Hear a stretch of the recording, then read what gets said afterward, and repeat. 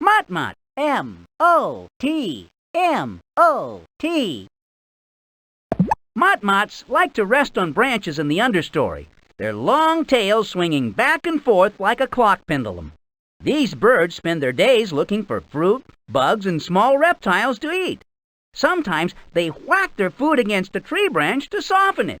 Motmots hide their nests in tunnels, which they dig on riverbanks. Avocado. A-V-O-C-A-D-O.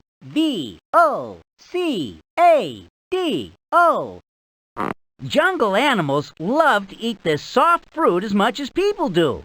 Understory animals, like the ocelot, eat the fruit right off the tree, while animals on the jungle floor wait for the fruit to fall. They gobble up the smooth, salty, greenish mush inside, but the golf ball-sized seed is too big and hard for the animals to eat. Instead, the seed is left behind to grow into a new avocado tree. Avocados are also called alligator pears because of their rough green skin and pear shape. People in the United States use avocados in salads and dips, but people in Brazil make ice cream and milkshakes with it too.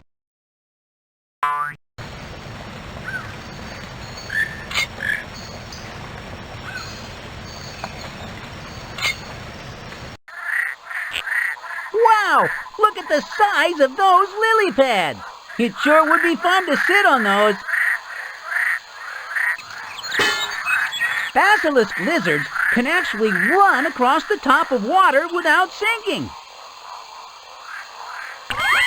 Wow! Look at the size of those lily pads! It sure would be fun to sit on those.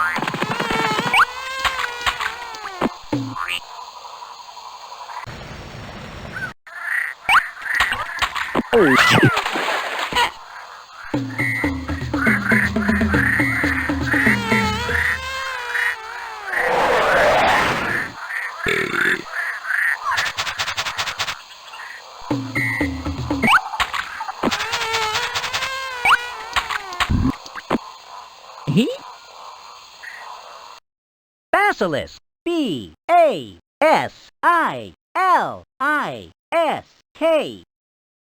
To escape enemies, like the emerald tree boa, these speedy lizards can even run across water. Basilisks don't sink because they have special skin between their toes, and they can run really fast as 7 miles per hour. They can also hide from their enemies by diving underwater, staying there for up to 30 minutes. By then, even the hungriest of enemies gets tired of waiting and wanders away.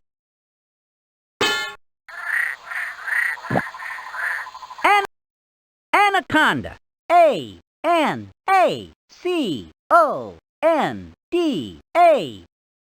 Anacondas and pythons are the world's largest snakes. Anacondas can grow as long and thick as a telephone pole. These reptiles spend most of their lives in the river, floating just under the surface.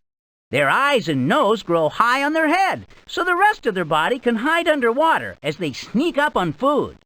Wrapping their long body around a victim, anacondas squeeze it to death and then swallow it down in one big gulp. Anacondas will usually eat small animals such as birds, fish, and lizards. Some anacondas are so big that they can even swallow a whole cayman. After a big meal, they may not be hungry again for several months. Cayman. C-A-I-M-A-N. Caymans are reptiles. Except for a slightly wider mouth, they are almost identical to their cousin, the crocodile. They spend a lot of time in the river, using the back and forth movement of their tail to move them through the water. Caymans are not fussy eaters and grab whatever food they can catch. When they see a fish, snake, or bird, the cayman's big mouth can swallow them with one gulp. They will even pull capybaras off the beach. Sometimes cayman will lose their teeth as they gobble up their food. But there is no such thing as a toothless cayman, because their teeth always grow back.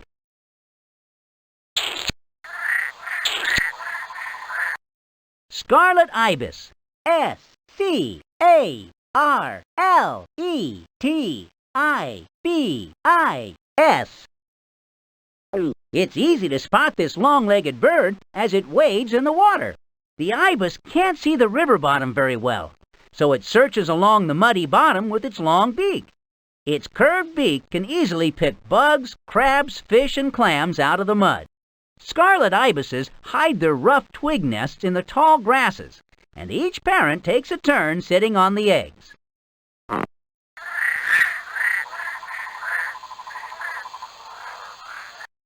Giant lily. G-I-A-N-T-L-I-L-Y.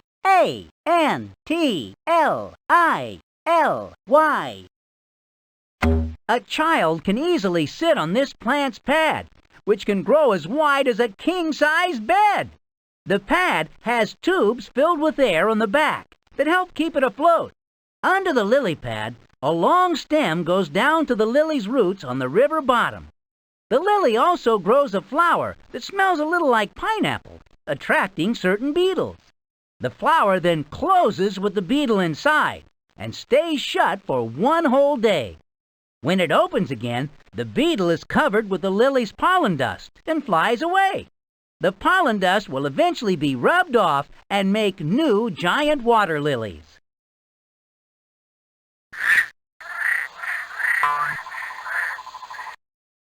Cormorant. C-O-R-M-O-R-A-N-T.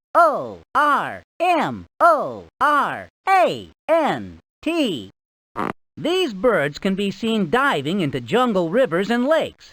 Under the water, cormorants chase fish by paddling with their webbed feet and steering with their tail feathers. Once they catch a fish in their beak, they come up to the surface and gobble it down. Cormorants really like the upside-down catfish, although they have a hard time swallowing them because of the catfish's spiny fins. After about an hour of diving and eating, a cormorant will head to the nearby beach or trees to dry its wings in the sun.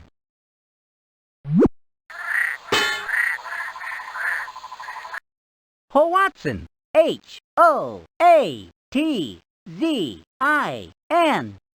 First. Flying is not what these odd-looking birds do best. They can barely fly, and when they do manage to fly, they usually end with a crash landing. However, all Hoatzins are first-class swimmers. Hoatzins build their nests over water as a way of protecting their young. Baby Hoatzins use a sharp claw on each wing to crawl out of their nest and dive into the river at the first sign of danger. When they feel safe, the babies use their claws to climb back up the tree to their nest. The claws vanish when they are 3 months old. Both baby and adult Hoatzins will only eat leaves. The leaves stay in their belly for 2 days and often give off a really bad smell. So Hoatzins are also known as the stink bird.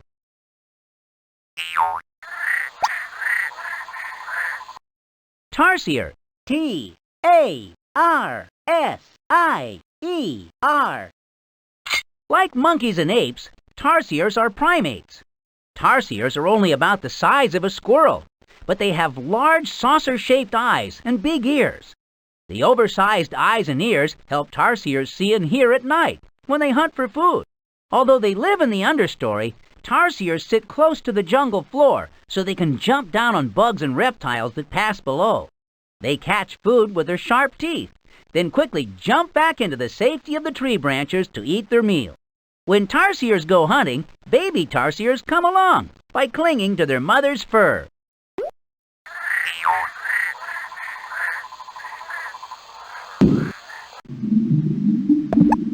That peep of toad is one flat animal.